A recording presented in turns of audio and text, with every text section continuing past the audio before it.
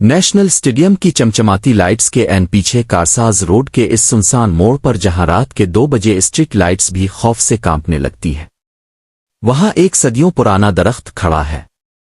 لوگ اسے خونی پیپل جنتی برگد کہتے ہیں۔ حیدر کے جسم پر پڑنے والا وہ نیلا نشان کیا تھا، اور اس جادوگر کی روح نے اسے کیسے اپنے شکنجے میں جکڑا، چلو دیکھتے ہیں آج کی اس لرزہ خیز ویڈیو میں۔ نیشنل اسٹیڈیم کراچی کی دیواروں کے ساتھ لگی وہ سڑک جہاں سے رات کے وقت گزرتے ہوئے دل کی دھڑکنیں تیز ہو جاتی ہے، وہاں کی کہانی محض ایک بھوت پریت کی کہانی نہیں ہے، بلکہ یہ ایک صدیوں پرانے عذاب کی داستان ہے۔ کراچی کی تیز رفتار زندگی میں نیشنل اسٹیڈیم ایک سنگ میل کی حیثیت رکھتا ہے، لیکن اس کی چمک دمک کے پیچھے کارساز اور اسٹیڈیم روڈ کے سنگم پر وہ قدیم درخت کھڑا ہے جسے مقامی لوگ خونی پیپل جنتی برگد کہتے ہیں۔ اس درخت کا قد اتنا بلند ہے کہ رات کے اندھیرے میں یہ کسی دیو ہیکل سائے کی طرح آسمان کو چھوتا محسوس ہوتا ہے، اور اس کی لٹکتی ہوئی جڑیں کسی بوڑھے جادوگر کے بالوں کی طرح زمین کو چھوتی ہیں۔ لوگ کہتے ہیں کہ یہ درخت قام پاکستان سے بھی پہلے کا ہے، اور اس کی جڑوں کے نیچے کچھ ایسا دفن ہے جسے کبھی بے نقاب نہیں ہونا چاہیے تھا۔ حیدر جو پیشے کے لحاظ سے ایک گرافک ڈیزائنر تھا، ان باتوں پر یقین نہیں رکھتا تھا۔ اس کا ماننا تھا کہ خوف صرف انسان کے دماغ کی پیداوار ہے، اور سائنس کے دور میں ان قصوں کی کوئی اہمیت نہیں۔ ایک رات جب وہ اپنے دفتر سے نکل کر گھر کی طرف جا رہا تھا، رات کے 2 بج رہے تھے۔ سڑک بالکل سنسان تھی، صرف اسٹریٹ لائٹس کی زرد روشنی ماحول کو مزید پراسرار بنا رہی تھی۔ جیسے ہی حیدر اسٹیڈیم کی بیرونی دیوار کے ساتھ والے موڑ پر پہنچا، اس کی موٹر سائیکل کے ٹائر میں سے ایسی آواز آئی جیسے کسی نے اسے تیز دھار چھری سے کاٹ دیا ہو۔ بائک لہرائی اور اسی قدیم درخت کے سائے میں جا کر رک گئی۔ حیدر نے نیچے اتر کر دیکھا، ٹائر بظاہر بالکل ٹھیک تھا، لیکن موٹر سائیکل کا انجن اچانک مردہ ہو چکا تھا۔ اس نے بار بار کک ماری، سوئچ چیک کیا، لیکن انجن سے کوئی حرکت نہ ہوئی۔ اس نے آس پاس دیکھا، وہاں دور دور تک کوئی نہیں تھا۔ اچانک اسے درخت کے اوپر سے پتوں کی سرسراہٹ سنائی دی۔ ہوا بالکل بند تھی، لیکن درخت کے پتے ایسے ہل رہے تھے جیسے کوئی بھاری وجود شاخوں پر رینگ رہا ہو۔ حیدر نے اپنے موبائل کی لائٹ جلائی اور اوپر کی طرف دیکھا۔ شاخوں کے بیچ اسے ایک انسانی چہرہ نظر آیا، ایک ایسا چہرہ جس کی جلد لٹک رہی تھی اور آنکھیں انگاروں کی طرح دہک رہی تھیں۔ وہ وجود اسے دیکھ کر مسکرایا، اور اس کے منہ سے کالے رنگ کا گاڑھا خون حیدر کے کندھے پر گرا۔ حیدر کی چیخ نکل گئی اور وہ بائک وہیں چھوڑ کر مین روڈ کی طرف بھاگا۔ پیچھے سے اسے ایک وحشتناک قہقہا سنائی دیا جو کسی انسان کا نہیں ہو سکتا تھا۔ حیدر گھر تو پہنچ گیا، لیکن وہ خوف اس کے اندر جڑیں پکڑ چکا تھا۔ اس کے کندھے پر جہاں وہ کالا خون گرا تھا، وہاں اب ایک نیلا نشان پڑ گیا تھا جو آہستہ آہستہ پھیل رہا تھا۔ اس کے دوستوں نے اسے مشورہ دیا کہ وہ پرانی بستی کے ایک معمر شخص بابا مراد سے ملے جو اس علاقے کی تاریخ جانتے تھے۔ بابا مراد نے حیدر کو دیکھا تو ان کی آنکھوں میں خوف کی لہر دوڑ گئی۔ انہوں نے بتایا کہ بیٹا، یہ درخت کوئی عام درخت نہیں ہے۔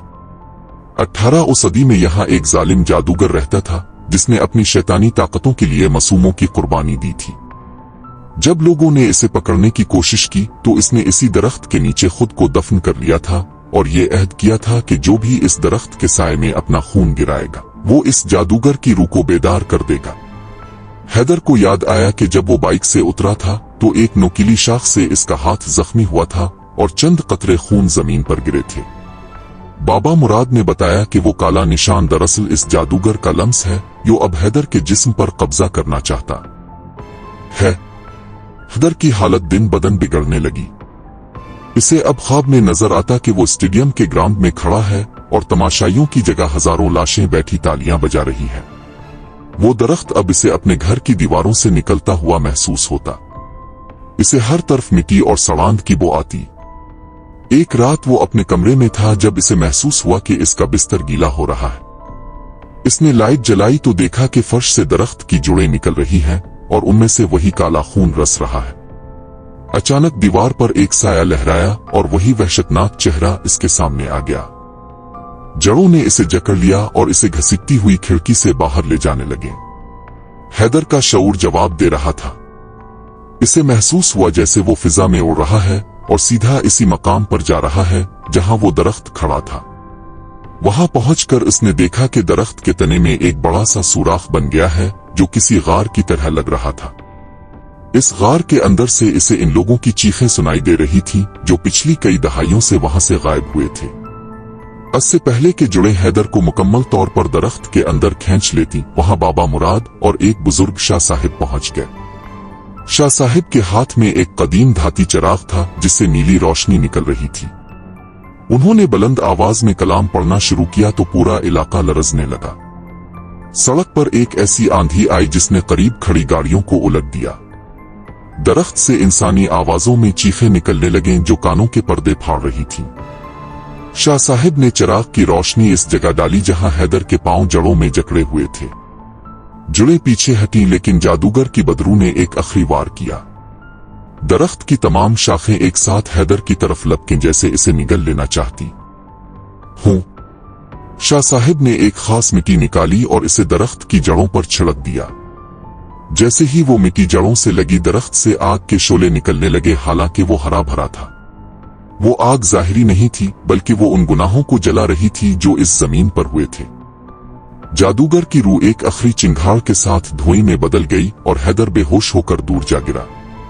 उगल सुबह जब सूरज निकला तो नेशनल स्टेडियम के पास वो दरख्त अपनी जगह मौजूद था, लेकिन इसकी तमाम शाखें झुलस चुकी थीं। पुलिस और लोगों ने देखा कि वहां एक पुरानी कब्र के आसार नमूदार हुए हैं जो कई फुट नीचे थी। हैदर बच तो गया लेकिन इसके कंधे पर वो नीला निशान अब भी मौजूद है जो हर जुमेरात की रात को चमकने लगता है। आज भी जब स्टेडियम में मैच हो रहा होता है और रोशनियां जगमगा रही होती हैं, इस दरख्त के साए तले अंधेरा इतना ही गहरा होता है। वहां से गुजरने वाले बताते हैं कि अगर आप रात के 2 बजे इस दरख्त के पास रुककर गौर से सुने तो आपको पत्ते झड़ने की नहीं बल्कि किसी के हड्डियां चबाने और जंजीरें घसीटने की आवाजें आती हैं। वो दरख्त अब सिर्फ एक पौधा नहीं बल्कि एक जीता जागता वजूद है जो हर चंद साल बाद एक नई कुर्बानी मांगता है। नेशनल स्टेडियम के करीब से गुजरते हुए आज भी लोग अपनी गाड़ियों की रफ्तार तेज कर देते हैं क्योंकि वो जानते हैं कि कुछ साए कभी खत्म नहीं होते। वो सिर्फ अगले शिकार का इंतजार करते हैं और वो दरख्त खामोशी से वहां खड़ा सब देख रहा है।